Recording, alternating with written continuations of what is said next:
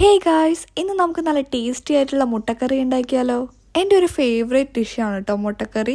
അപ്പോൾ മുട്ടക്കറിയാണ് എൻ്റെ favourite combo. നിങ്ങൾക്ക് ഇഷ്ടമുള്ള കോംബോ ഏതാണെന്ന് താഴെ കമൻറ്റ് ചെയ്യണേ.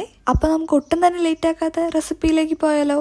ആദ്യം തന്നെ നമുക്ക് മുട്ടയൊന്ന് ബോയിൽ ചെയ്തെടുക്കണം. അതിന് വേണ്ടിയിട്ട് ഞാനിവിടെ 5 മുട്ടയാണ് എടുത്തിട്ടുള്ളത്.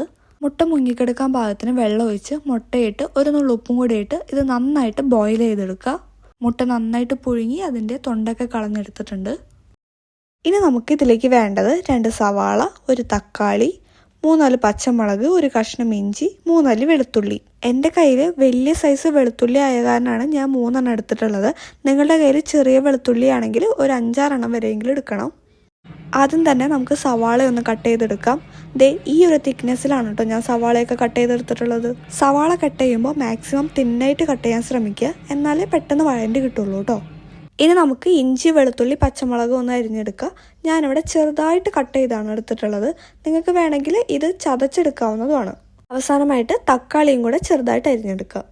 ഇനി നമുക്ക് പാനിൽ വെളിച്ചെണ്ണ ഒഴിച്ച് അത് ചൂടായി വന്നതിന് ശേഷം നേരത്തെ അരിഞ്ഞു വെച്ച ഇഞ്ചി, വെളുത്തുള്ളി, പച്ചമുളക് എന്നിവ ചേർത്ത് കൊടുക്കുക.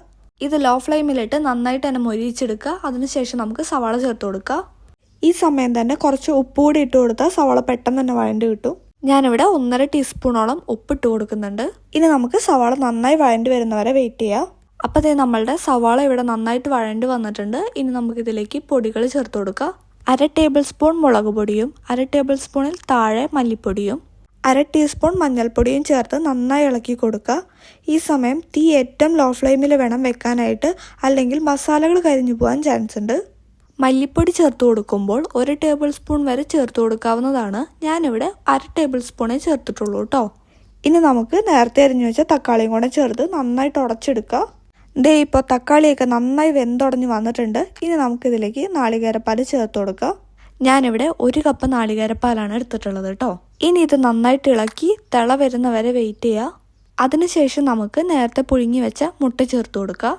അവസാനമായിട്ട് കുറച്ച് ഗരം മസാലയും 2 തണ്ട് വേപ്പിലയും ചേർത്തതിന് ശേഷം നമുക്ക് ഫ്ലെയിം ഓഫ് ചെയ്യാം. നമ്മളുടെ കുറുകലോട് കൂടിയ മുട്ടക്കറി ഇവിടെ റെഡി ആയിട്ടുണ്ട്.